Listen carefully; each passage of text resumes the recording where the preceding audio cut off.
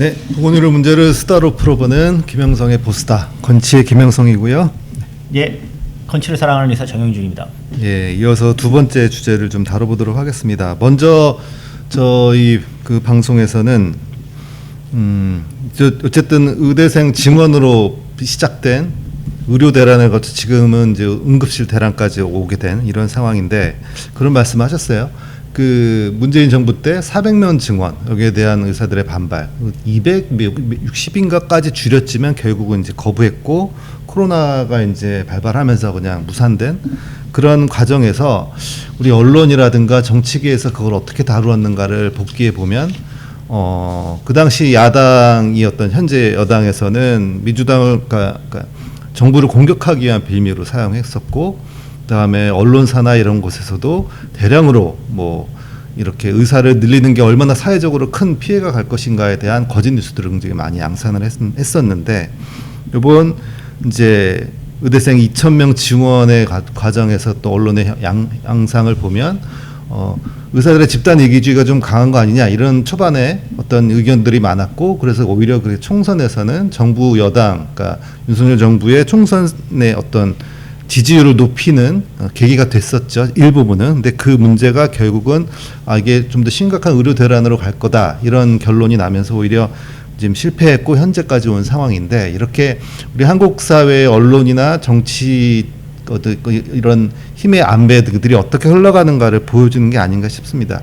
오늘 말씀드릴 주제는 이렇게 벌어진 의료 대란 속에서 우리가 가장 우려했을지도 모른 이것을 어떻게 보면 이 위기라고 볼 수 있는 것들을 기회로 삼는 자들이 혹시 어떤 움직임을 갖고 있는 것이 아닌가 이제 의심을 우리 정은준 선생님이 항상 강조하셨는데 오늘 그런 비슷한 이야기들이 좀 나올 것 같네요.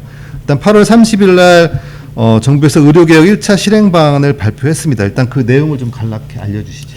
이 내용은 뭐 사실 대부분의 내용은 2월에 발표한 필수의료 패키지 4대 필수의료 패키지죠. 거의 유사하고 그냥 재탕입니다. 그 당시에 거기서 이제 뭐 TF를 만들겠다 뭐 하겠다는 그 내용들만 논의를 했다고 보시면 돼요. 그러니까 네, 이제 그 당시에 네 가지가 뭐 크게 봤을 때는 두 가지죠. 뭐 수가를 올려주겠다. 그리고 이제 의료 사고나 그런 부분에 대해서는 이제 어떤 면책을 좀 해주거나 경감시킬 수 있는 뭐 배상보험이나 등등을 만들겠다. 그리고 이제 마지막으로 이제 의사를 증원하는 거를 끼워 넣은 지역 의료나 이런 것들에 대해서 지역에 있는 뭐 국공립병원이나 상급종합병원들에 대해서도 뭐 지원을 하겠다. 그리고 이제 뭐 그거 말고 이제 4개라고 말은 하지만 사실상 이제 3개에 다 녹아 있는 거고요. 그리고 끝으로 이제 뭐 여기에서 여러 가지로 뭐 빠져 있는 것들이 많았는데 근데 이제 요번에도 똑같은 이야기입니다. 대부분이 이제 상급종합병원을 어떤 식으로 구조개혁을 해가지고 뭐 중증 환자를 많이 보면 중증 환자에 대해서 가산을 주고 뭐 전문의 진료라면 가산을 주고 뭐 이런 식의 이제 상급종합병원 구조조정안이 이제 좀 더 구체화돼서 들어 있었고요. 이번에 의료개혁 1차 실행방안에. 그리고 이제 두 번째로는 지역이나 이런 부분에 대해서는 지역에 있는 이제 국공립병원들을 이제 또 그런 수도권 대형병원 수준으로 뭐 양성하겠다고 하는 뭐 그런 식의 계획이 있었고, 그리고 이제 뭐 수가를 어느 정도 올려주겠다는 이야기 또 똑같이 나와 있었고, 그리고 이제 의사 수급과 관련해서는 재밌는 점이 좀 있었는데 수급 추계위원회를 이제 어떤 식으로 만들지에 대해서 계획이 있었어요. 그래서 제가 그걸 보고 좀 약간 놀란 건 이렇게 수급 계획을 할 수 있는 어떤 공적인 위원회나 연구 영역을 해서 이제 앞으로 결정하겠다고 하는 거를 그럼 미리 하지. 증언해놓고. 네, 그 근거가 하나도 없어서 지금 이 정부가 이 공격을 받으면서 그 전에 아무 준비 안 해놨다가 지금 와가지고 뒷북 치고 있네. 그러니까 뒷북 그거 아니었고요. 그러면 이제 마지막에 남은 게 뭐 비급여 진료로 들리는 이제 이런 것들과 연계되어 있는 이제 민영보험인 실손보험 개혁안과 관련된 내용이 있었습니다. 이렇게 정리를 할 수 있고요. 근데 이제 원래 필수의료 패키지에 있던 것보다 훨씬 더 구체성을 띠고 있는 부분은 사실은 제가 봤을 때는 민영보험 관련되어 있는 계획들이 훨씬 더 이제 구체적으로 진행이 됐고, 그 의료개혁 관련해서 저희가 전에 얘기했지만 윤석열 정부에서 이런 어떤 명분을 쌓기 위해서 3월이죠 이미 의료개혁 특별위원회를 만들지 않았습니까? 의개특위를. 그 의개특위 소위가 4개가 있어요. 그 4개 중에 하나가 이런 이제 민영보험 문제를 다루는 그 소위입니다.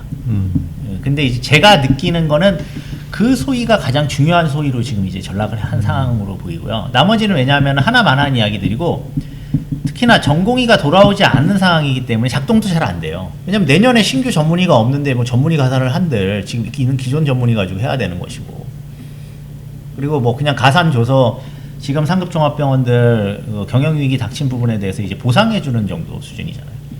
그러면 이제 유일하게 여기서 끼워 넣을 수 있는 게 이제 민영보험과 관련되어 있는 구조 개편 내용일 텐데 그 부분이 이제 여기서 아주 핵심적으로 담겨 있죠.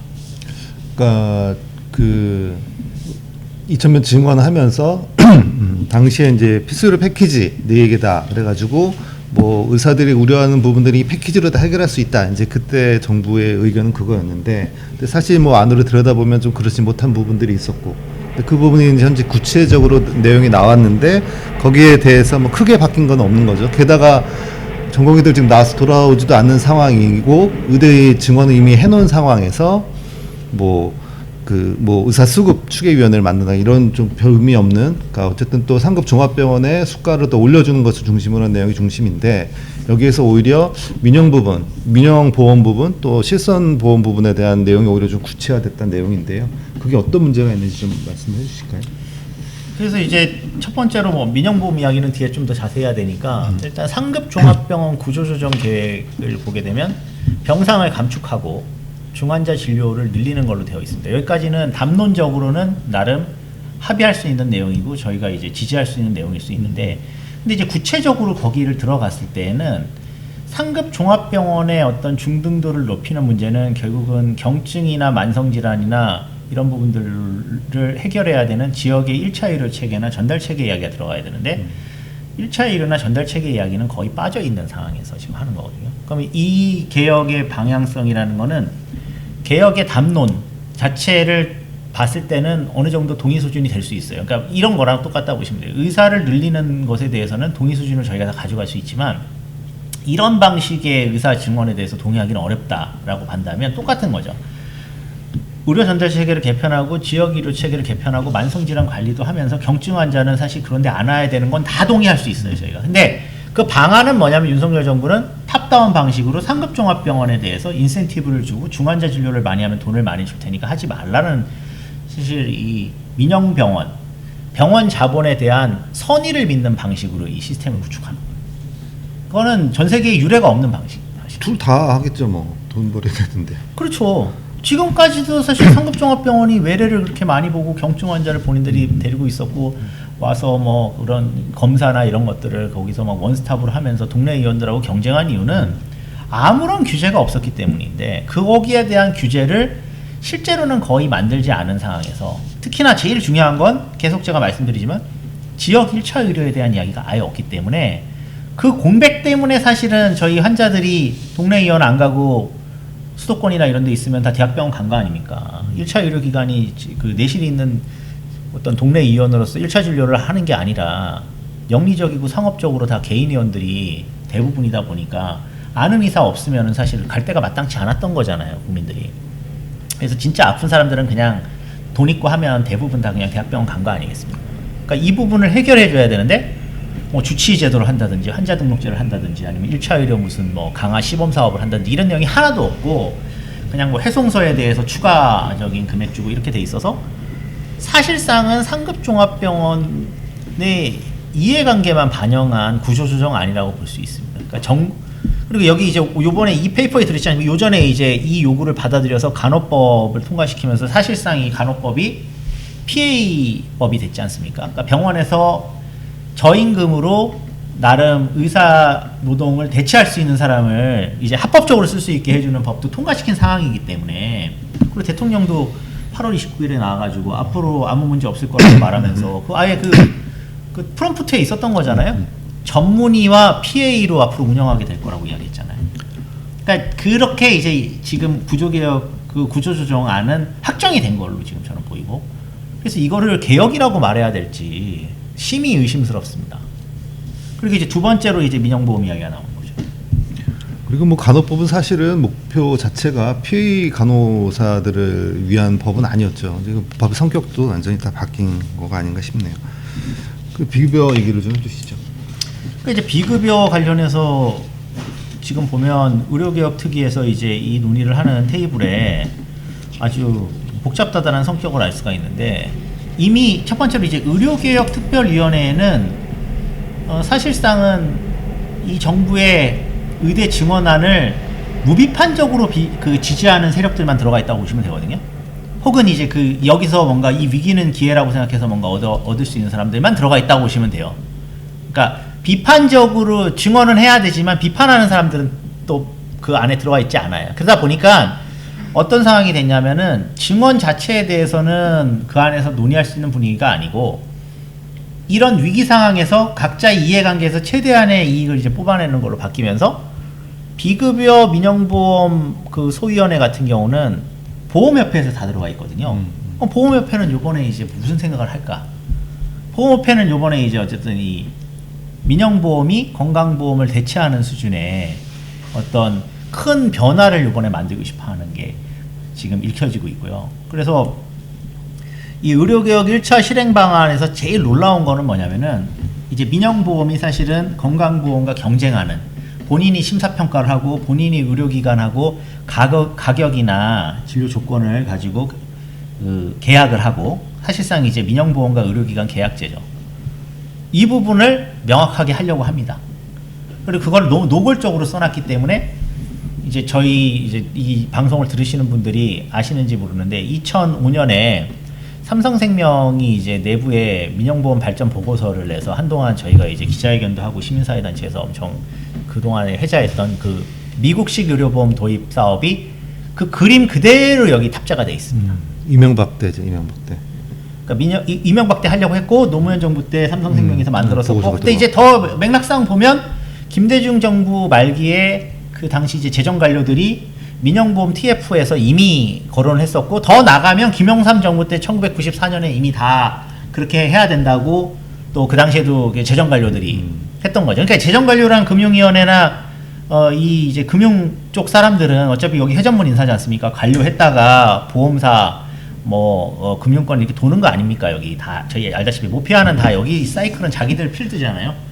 이 사람들이 그동안 꿈꿔왔던 거, 공적 보험의 보장률을 떨어뜨리고 나머지 부분은 이런 민영보험으로 충전하면서 민영보험 시장을 확대시키고 싶어했던 이 그림이 이번에 이제 들어온 거죠.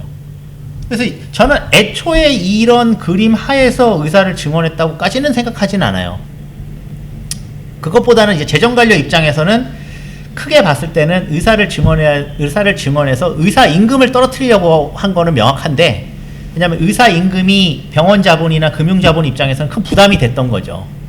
그러니까 의사를 늘리고 싶어 했던 거는 거기에 걸려 있는 건데, 이번 기회에 이렇게 된 거 아싸리 그냥 민영보험이 이제 건강보험을 경쟁형으로 해서 대체할 수 있게끔 해주자라는 지금 시도를 하고 있다고 보입니다.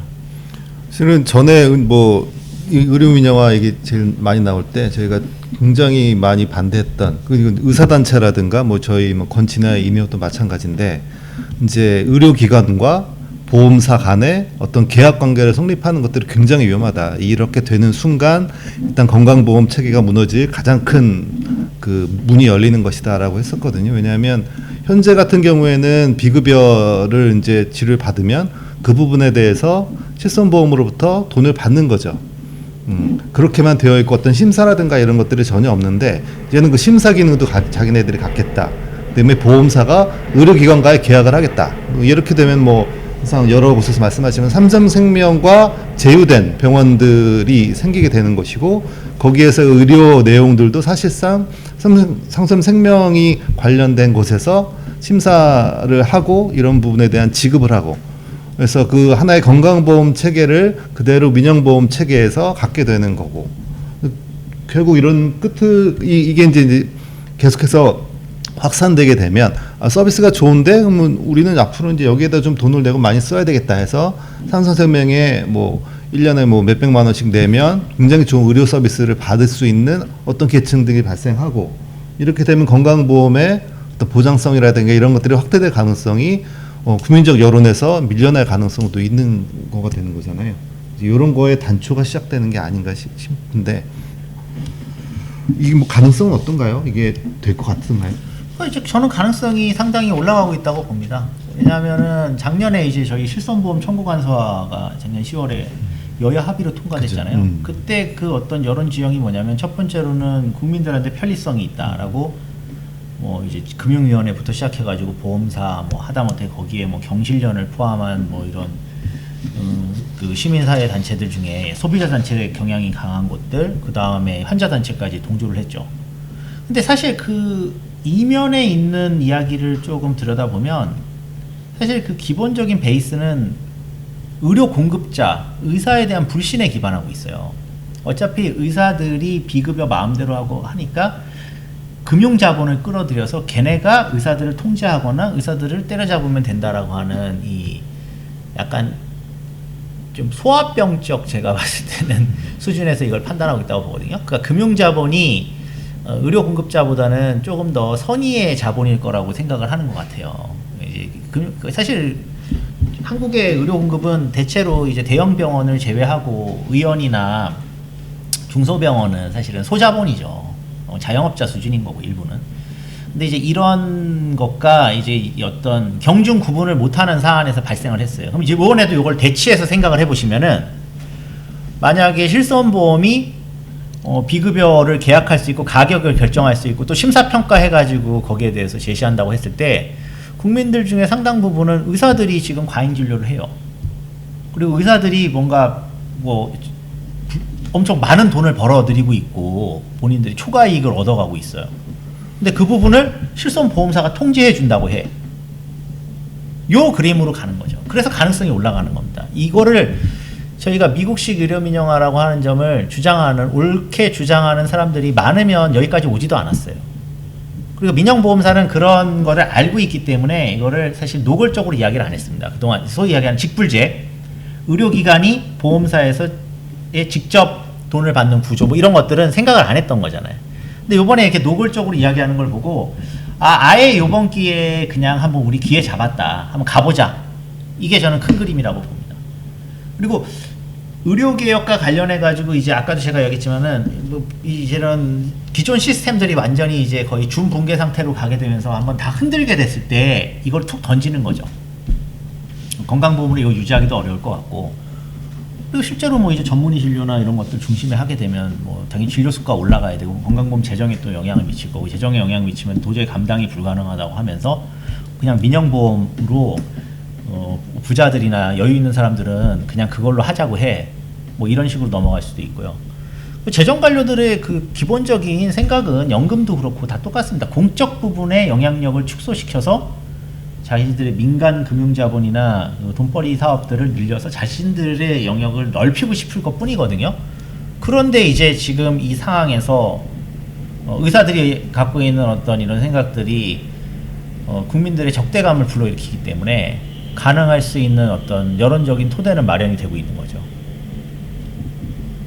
약간의 우려가 있긴 있어요. 그 얘기를 들어보면 실손보험에 대한 이런 거 있으면 막 의료 민영화에 초석을 까는 거 아니냐 이제 이런 식의 비판이 있으면 과거에 어떤 뭐 정부 관료라든가 이런 분들의 얘기는 아니 그건 거 아니고 요거는 진짜 실손보험에 있어서 과잉이 발생하고 의료비가 지출도 높지 않느냐 그것 때문에 보험료도 올라가는 거 아니냐 민간보험료도 그러니 이런 부분에 대해서만 여기에 한정돼서 하는 거다. 거기에 대한 규제 사항을 달면 되는 거다. 뭐 대부분 이런 식으로 일단 정책을 추진하는 경우가 많은데 그렇게 하면 좀 설득력이 있어 보이지도 않나요?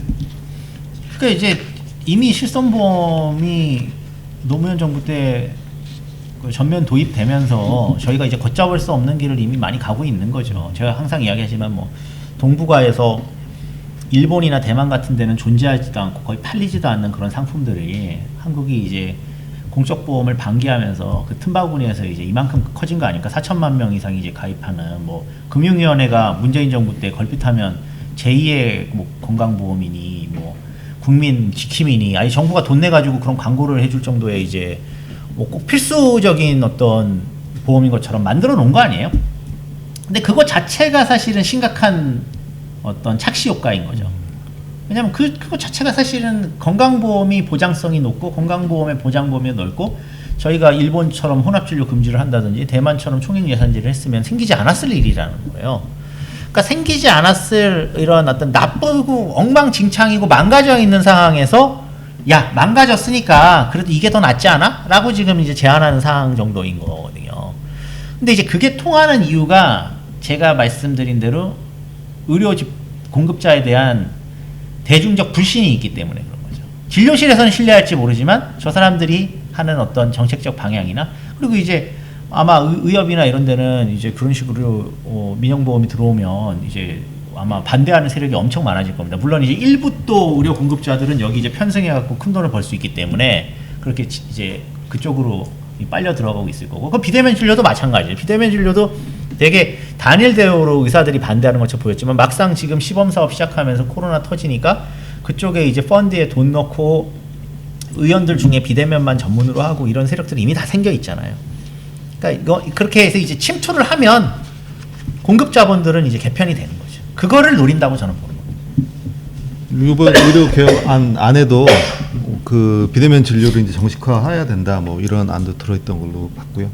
그 외에도 뭐 우리가 보통 쓰는 포탈들 있잖아요. 네이버나 뭐 다음 같은 포탈에 소비자, 그러니까 건강 정보를 소비자 중심으로 개편하겠다. 그래서 공단이나 이런 데 있는 그 중요한 건강 정보를 그 소비자들이 쉽게 접근할 수 있도록 포탈을 이용하는 플랫폼화를 하겠다고 했는데, 이것도 개인정보라든가 이런 부분에 대해서 그동안 굉장히 많이 시민사회가 반대하던 부분인데 이런 것들을 공식화하고 있습니다. 의료개혁안이라고는 하지만 실제적으로 지금과 같은 의료 대란에서 이게 지금 개혁안으로서 필요한 아닌가 이런 생각도 좀 들기도 하는데요. 뭐 일단 발표된 지 아직 얼마 안 돼서 좀 더 구체적으로 시민사회에서 토론이 필요하고 한 상황인데요. 좀 앞으로의 뭐 계획이라든가 이 부분에 대한 대안을 어떻게 생각해야 되는지. 일단은 의료개혁안이 아니라고 저희가 이제 봐야 되는 거고요. 왜냐하면 뭐 계약도 개혁은 아니지 않습니까? 뭐 연금도 지금 비슷한 구조로 가는데 개혁이 아니죠. 이제 말만 개혁인 거죠. 이거 발표할 때 그 워딩이 더 웃겨요. 생명과 지역을 살리는 이에요. 앞에 부분에. 생명을 이렇게 외면하고 지금 뭐 사람들 응급실 뺑뺑이 돌고 그래도 대통령이 뭐 정신승리 이야기하면서 괜찮다, 마음 단디 먹어라, 지금 뭐 그거 하고 있는 거 아닙니까? 그럼 뭐 이런 제정신이 아닌 상황에서 나와 있는 이 개혁안조차도 아까 제가 이야기했지만 민간 공급을 인정하는 차원에서라도 최소한의 1차 보건의료, 동네 의원 이런 부분들에 대한 어떤 구조조정이라든가 아니면은 기능책에 대해서 이야기를 해야 되는데 그런 것도 하나 없고요. 그리고 더 문제는 뭐냐면은 궁극적으로는 공적 서비스를 늘리겠다고 하는 생각이 하나도 없어요. 그럼 지역이 지금 다 아시는 내용 아닙니까? 지역의 인구가 소멸되고 지금 지역에 가면 군 단위가 인구가 5만 명, 4만 명 그렇습니다. 5만 명, 4만 명 그 넓은 지역에 병의원이 지금과 같은 한국에서 행위별수가제의 민간 의료기관들이 어떻게 버팁니까? 행위가 발생하지 않는데 수가를 2배를 준다니까 앞으로 점점 더 나빠질 거 아니에요.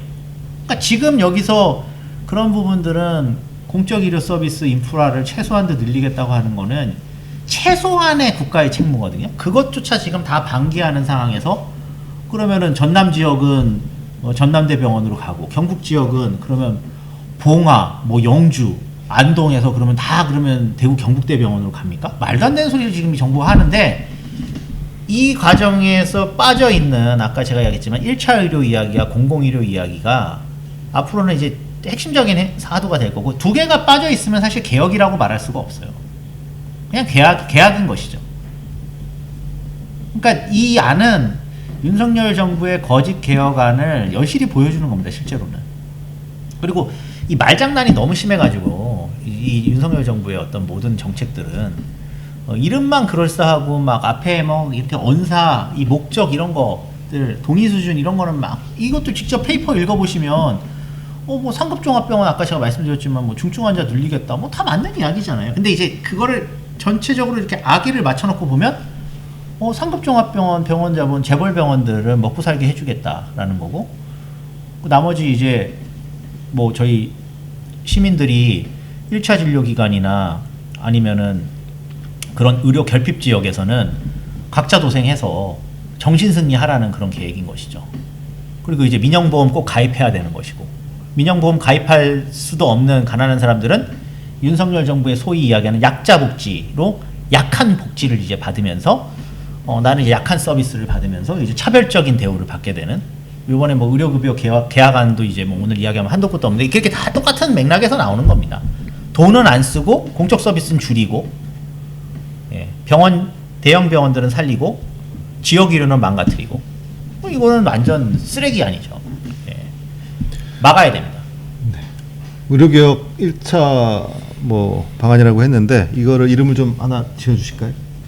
이거는 누더기 쓰레기, 예, 의료 난장판 아니죠. 뭐 그러니까 그냥 이거 미봉책도 안 되고요. 지금 복지부 차관이 나와서 매일 연일 그 말실수를 하고 있지 않습니까? 뭐 경증 환자 뭐 어쩌고 뭐 찢어지고 뭐 아파도 전화 받을 수 있으면 경증이 아니라는 등, 뭐 아프면 뭐 전세기로 뭐 환자를 실어 나르겠다는 등, 뭐 실습용 카데바를 뭐 수입해갖고 할 수 있다는 등, 뭐 해외에서 뭐 의사를 수입할 수 있다는 등, 뭐 아예 애초에 그러니까 뭐 생각해본 적 그 앞뒤 가리지 않고 이제 그 뭔가 어느 정도 수요나 이런 것도 조사하지 않고 그냥 되는 대로 지금 막 지르고 있어요. 근데 이 의료개혁 1차 이 실행 방안은 되는 대로 지르는 수준을 뛰어넘어서 이제 아까 얘기했지만 보험이라고 불리는 금융자본이랑 대형 병원 이제 다 들어와 가지고는 위기는 기회다. 요번 기회에 한번 우리 거는 챙기자라고 하는 그런 아닙니다.